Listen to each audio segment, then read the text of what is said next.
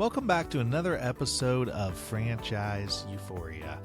Josh Brown here, and as a franchise lawyer, I get to spend my days helping people with their franchise legal needs. But on this show, I get to talk with people in and around the franchise world and learn from their perspective and their experiences, and also share some of my own. Enjoy!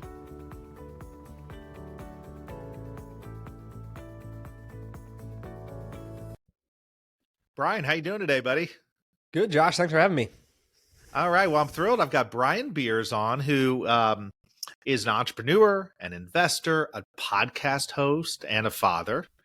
And so we're going to kind of talk about all that stuff. But you got a really cool story from the franchise perspective, because you are an owner of a group called Prenlin Automotive Group that I believe, and you'll have to fill in the details here, Brian, but I believe you guys have grown from 6 to 33 locations over a period of time, which is some good growth that a lot of folks would be interested in. So tell us about that. Yeah. So my brother and I, as of today, we have 33 locations in Midas, which is auto repair between kind of the Philadelphia and northern New Jersey markets. And it's a good sized business. We'll do, hopefully 50 million in revenue here in 2024. We did about 42 last year, and 200 employees. My family has been in that business since 1976. My dad started it with one location with my granddad. Him and my uncle grew it from, one location to 6, did that for 30 years. That was their job.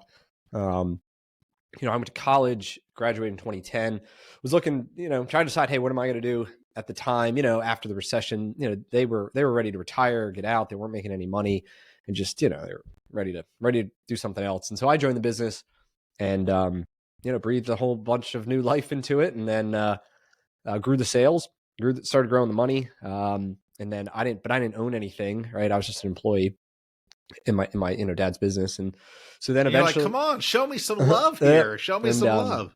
And at the end of the day, like in franchise, like a single store or so many stores can only produce so much cash, right? And how you're preaching money, to the choir there, by the way, Brian. Right. I tell people at this point, I've been a franchise lawyer for 18 years. There are very few systems where you can go in and own one or even two and be happy ultimately. Yeah. So right. I recognize that hey, the only way that like everybody can make the money they want to make is we need a bunch more locations, right? And that's the beauty of franchising, right? If you can figure out how to do it, like it's scalable. We should be able to do it. And so 2016, my brother and I, because he had joined now, put some money together, went and got a bank loan, bought 2 existing locations in the Philly market. We ran it all as one company, but we had different equity splits as part of the planning. And then we just rolled the money. Those 2 locations, that were hit, me and his, like took the money we made on those and bought another one in 17, another one in 18, another 2 in 19. 2020, 21 comes around.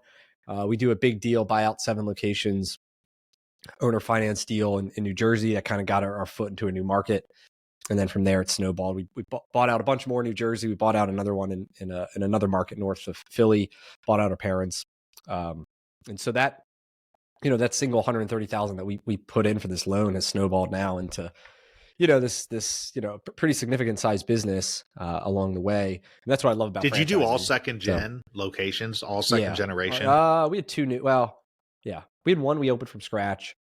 We had another one that was a Pep Boys that dropped a lease that we flipped the banners but a legacy brand, there's a lot of legacy owners, guys that want to get out, just like my dad, who were tired of it and just like ready to retire, and their kids didn't want anything to do with the business. And so, and you said it's Midas, right? Yeah. Midas. Yep. Yeah. And it's a known name, been around a long time.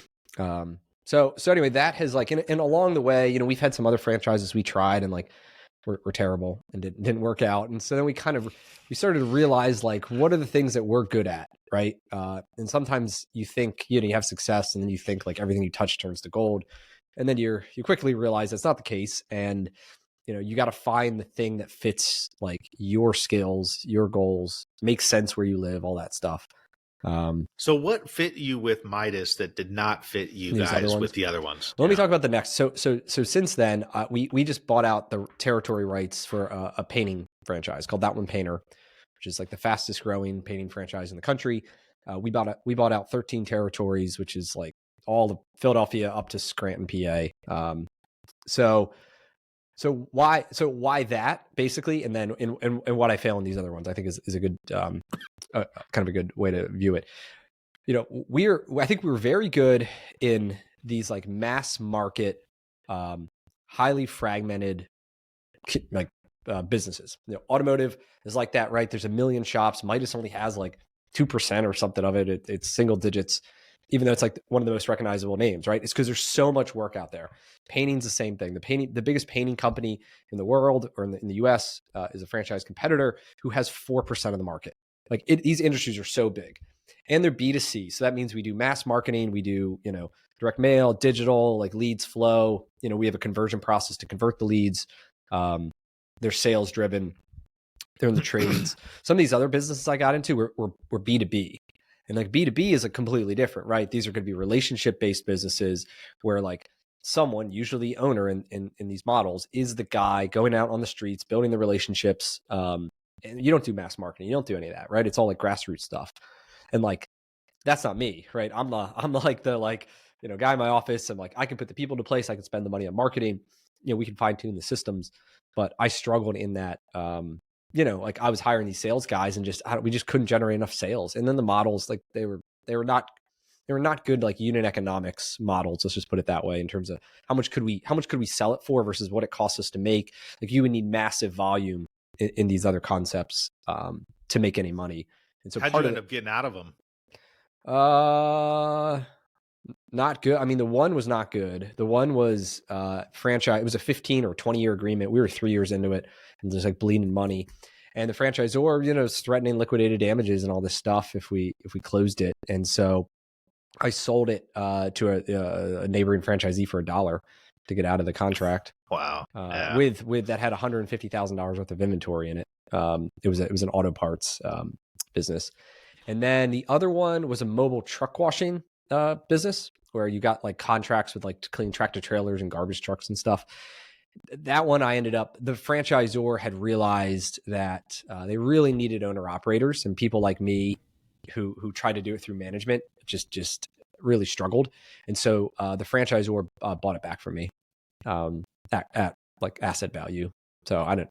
Well, I mean, you're hitting on something that's really important, I think, for a lot of people who listen or who look at franchises. I mean, you've been doing this a while now. You're experienced in it. But I think one thing that people don't ever really stop to think about before they get into franchises, they focus so much on the franchisor, and which is warranted, but they don't focus on what their relationship to that business is going to be. And as you just said, like you realized at a certain point that you needed that management model, right? Where you're not going to be in there every day. You're not at your locations every day, but you've got a good management team in place. You've got good processes. You're working well with the franchisor. I think that's really important to think about before anybody buys a franchise. Yep. And so since then I have a pretty good online, kind of audience, primarily through Twitter. I'm working on LinkedIn and YouTube and all this other stuff. And, a lot of stuff I talk about is this, right? Which is how do we, I believe franchising is one of the best vehicles out there to build wealth. However, not all franchises are equal. I mean, you probably would know that like there's a percentage that are really good, right? That have really strong systems. There's a percentage that are really, really bad, right? That like should never have, be a franchise. And then you have a whole bunch of mediocre stuff in the middle. And so, but even the mediocre systems, people can do well in it if it's a good fit for that person, right?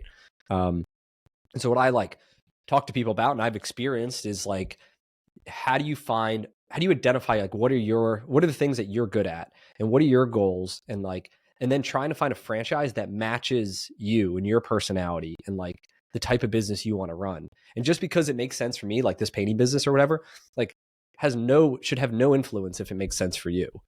How do you and your brother? So, what are your brother's skill sets? Like, what do you bring to the table versus what is he? How are you? Yeah, we're like yin yang. I mean, he's I'm the guy on the podcast. I've got the social media presence. He's kind of like behind the scenes. He runs kind of our back office technology. He's kind of more like the integrator, like all the details and the numbers and the he's got infinite patience while I have very little. So, I'll come up with the vision, right? Of like, hey, this is what I think we can do. And then, he'll help put those things into place to make it happen.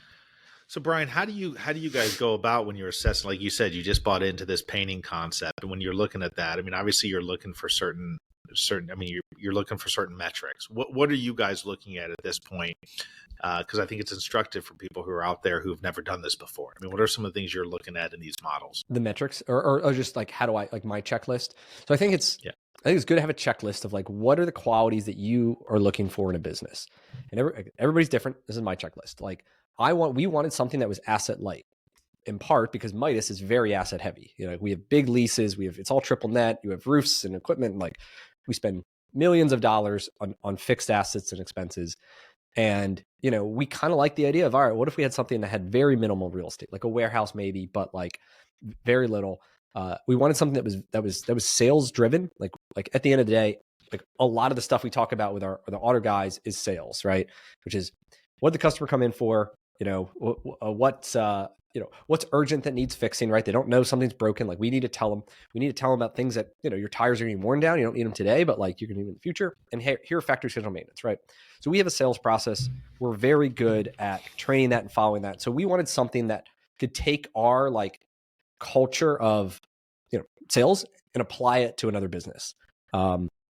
Versus, there's other franchises out there. I don't know, we get into senior care. Like I'm a partner in a senior care franchise. I'm a minority partner. And in that business, that has like no sales, right? That business is you build referral relationships with people and you recruit and you try your best to retain caregivers. No, that business is caregivers because the caregivers drive everything. Yep. So like, right. So like my skill set, like that is not a sales driven business. That's a relationship with the caregiver business, right? So like part of it is like we were trying to say like, what is something that we are already doing and wouldn't feel very heavy in comparison to the current business that we have. Now, if someone's brand new, it would just be them figuring out like, do I want this type of model? So for me, sales driven, asset light, I'm a go big or go home type of guy. Like I wanted something I could own almost all of Philly. So there's other brands I love, just, Philly sold out and like I wanted to own it all. And so that, that for me, that was a consideration. I wanted something that had a brand that I felt that was like modern and like on the cutting edge of what's new. And, we're seeing that a lot these days where these guys have in-house call centers. They've got really good digital marketing. They've got, they're constantly updating the tech stack and like ways to make it easier for the customer to interact, ways to make it easier for us to kind of like manage the business and dashboards and all those things. And so I wanted a brand that I felt like, had that component. And other people don't, right? Those are going to be the emerging brands. Those are going to be the new guys who are trying to disrupt the space, right? But for me, my personality, what I'm looking for, that's what I like. Some people want like the tried and true brand that's been around forever, and they're doing it the same way for 15 years, and they're just going to keep doing it that way. And like that's not me though.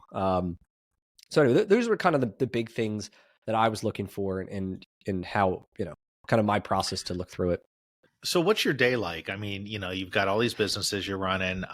You're obviously doing a lot of the social media, which I want to dive a little bit more into that, because I think that's one of those elements on the digital marketing side that's so important to all these businesses. And yet there's so many different ways that people are doing it or trying to do it. So I want to dive into that here in a second, but what's your day like? I mean, what's your day like being sort of in that management type role, but overseeing all these different franchise systems?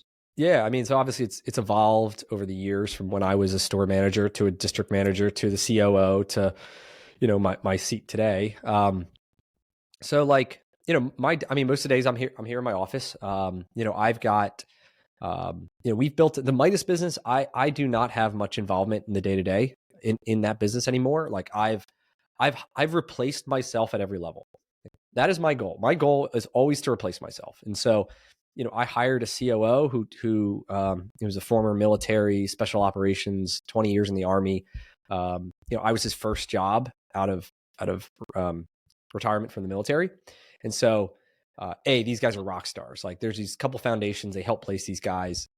Some people would view it as a risk. Like, hey, this guy has no business experience. He has no customer service experience. He has no auto experience, but he had core values that I know that we could not be taught, and that driven, highly very, very accountable. Like, you won't find a more accountable level of person, right? And they do whatever it takes, and they can adapt to situations. So I hired him. He, as a COO, within 3 months, he took over my job. I am almost completely out of the business from a daily operations standpoint. So, we'll meet once a week to kind of go over where we're at, what's going well, what's not going well. I still provide coaching and direction, and, making sure that like the big rocks start to get moved and we see progress on those things. The painting business, same thing. I took one of my guys who was out of Midas. He's running that thing. He's also former military. He's hiring the sales guys. He's in the field every single day. Since that's still new, I'm pretty involved, where I'll hop on, daily huddle calls and just work on culture.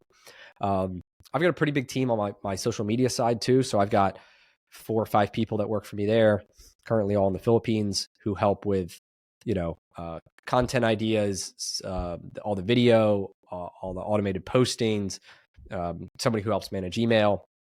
And so like, I've invested time and money into try to build systems that, can duplicate my efforts. And I'm, well, when you're looking at, I mean, you talked about the social media and the digital, and it's so, it's just never ends, right? It always keeps going, and it's always right in the moment. So obviously you've got people, like you said, you've got a staff, you've got folks out of the Philippines doing that. And so it's probably round the clock. What are you finding? And it may differ in these different businesses, but obviously they are, B2C, like you said. Are you finding one platform that you prefer over the other, or are you thinking it's a strategy of being on all the platforms? So I don't do any marketing for the operating companies through social media. My main, so I've got my other business, which is like the online business, which is franchise education. So like I've got some courses, we help people buy franchises. We just launched like an exclusive community for high performing franchisees. All this idea of like, hey, I want to help the franchise community, guys just like me, and helping them find franchisee focused, right? It's 100% franchisee focused. No franchisors, no vendors. Like, this is only to help people.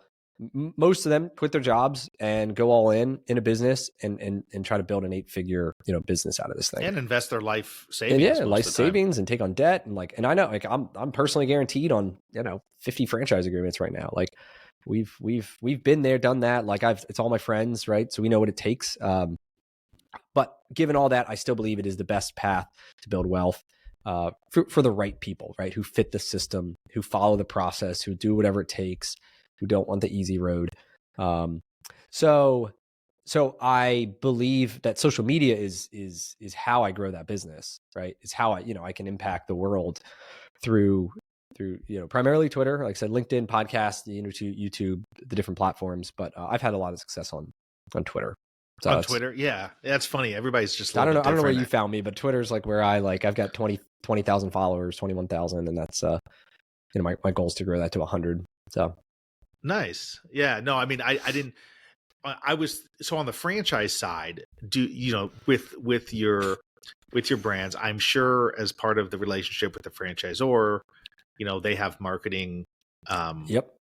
Requirements and suggestions. I don't even want to do the marketing. Like, I want them to do the marketing, right? I want the leads to come in, and then our guys can close them. Like, that is my goal in both. But it's so local now too, right? But it's so local. Like, it's on the digital side of things. Yep. Everything is local. So you have to constantly be out there. And I know just from talking with different folks on this podcast and just in general throughout the industry that it's ever changing. So I was just curious kind of how you've seen not only the change, but if your strategy, with your team, both on your own personal stuff, on the franchise coaching and everything, but even with the franchise brands, how often is that kind of evolving? I mean, I'm seeing it's just, it's hard to stick with the strategy, and then all of a sudden things change, algorithms change, all that kinds of, there's a lot of fluidity. That's why you need a team, you need people on it, and you need to and I'm just starting to do this now, but like tracking like the different metrics and like what's working, and hey, this thing worked, and why'd that work, and like, is it the hook, is it this, is it that? Even Twitter changed their algorithms 6 months ago, and like everything that worked before like stopped working. And so you kind of like, you follow the guys who like dig into the algorithms and try to like tell you like, this is what you got to do now. And, but I mean, it's like a business, right? It's not like, it's a game that you have to follow and like understand and adapt to if it's important to you. I see that guitar behind you. Are you a guitar player? I used to be really good in high school. It's what I thought I wanted to do. Then I thought I wanted to get in the music side, the business side of music, because I realized musicians like don't make any money, but the publishers can make some money, right? Who own the rights. And so I don't know. Then I went to college. I got into other stuff, but I play occasionally. I'm not nearly as good as I used to be. I didn't know if you wanted to grab it and play us a tune, Yeah, as we finish off here. This is part of why I loved, we were talking. I've been doing the podcast for over 10 years, but I recently started doing more of the video podcasts here, because you get a sense for the person you're talking with a little bit better. Well, tell me this, Brian, as we kind of finish up here. I mean, obviously, we'll put in the show notes where you can be found, but for those that don't read those, you can go to brianbeers.com. His podcast, Business with Beers, great podcast, and YouTube channel at Brian Beers, and then as well on LinkedIn. But tell us, Brian, I mean, you've got a lot of experience. You're in the game, which is really cool. You're not just talking about it, you're actually doing it. Yep. You've got enough of a window now looking backwards. This is a two-part question. Number one, looking back, knowing what you know now, what's one or two things you would have done a little bit differently, that now having hindsight, better for? And then number two, where are you aiming to be here in the next, year or so with all the different things you're doing? Yeah, I'd say, the hindsight was that one, this like auto parts business I got into was, reflecting on like the business model itself, let alone like my, did it match me or whatever, like was not good. You know what I mean? It was like, it became one of these things where you had low cost of goods, you had delivery drivers, you had inventory, so cash inventory, and super high fixed expenses. So you need to do massive volume to make any money. And I guess I thought, like, whatever, I can do. So that, due diligence, right? Maybe. Do you think if you did more due diligence? But it was kind of like really understanding the break even, like, what do we got to do break even here, and what do we got to do to like make this thing worth it? And I think, versus like now I look at, because I look at all these brands, that there's all these brands that like the break even points are like way lower because the cost of goods are very low and like the labor's lower and they don't have this big overhead and they don't tie up cash and inventory, and just like they have much stronger from like a unit economics, like break even point. Now, whatever. There's other issues with that, but like just purely from a financial like model, like is this, especially as like a side business or a first time business, something that like is pretty easy to not lose money, right? Like versus one that has like you got to climb this massive hill just to break even. I think like that was my biggest blind side on that, was that like I don't know. I would now go for anything that's a lower ticket but higher margin versus something that's a low margin but a very high ticket or tons of volume that you have to do, because you just need tons of activity to get that. So anyway, that was like kind of my like, I don't know, I reading back like, man, that was a terrible like model. Like how did I convince myself that like I would do good with that? But you learn from it and then you move forward. Yeah, and I learned what not to do. It was a big lesson on that. And then what do I think would be a year from now? I think I can impact tens of thousands of people to go out and to use franchising as a path to, create cash flow, to have more freedom, and to build wealth. And that's what it's done for me and tons of my friends. And so my goal is to demystify a lot of the stuff that I think people believe about franchising. They believe either it is you buy yourself a job and it's a chuck in a truck, or they believe it's totally unattainable. NFL franchises, McDonald's, Planet Fitness, these really big, expensive things. And there's this entire world that exists where ordinary people like me, like I don't have an MBA, like I'm not that special, like, but you can build these really good businesses if you're willing to do the work and find a brand that makes sense. And so, I hope to be the number one voice in kind of franchising and not only that, but just like small business and helping people achieve their dreams. So, where that shows up. That sounds good. We'll know? check back in with you, Yeah, along I'll get the way. there. And I think I'm the number 2 voice now, so I just got one more guy to beat. But now I'm just well, let's if you want to learn more, talk to Brian, hit him up on Twitter at Brian Beers, or any of those other locations we mentioned that will also be in the show notes, like I said. But thanks, Brian, for coming along and sharing this. It's always good to talk to people who are in there doing it, and I love that you're giving back as well, and also really trying to help out a lot of these franchisees, because as you and I both know, and I've said this for going back 18 years, I said at the end of the day in franchising,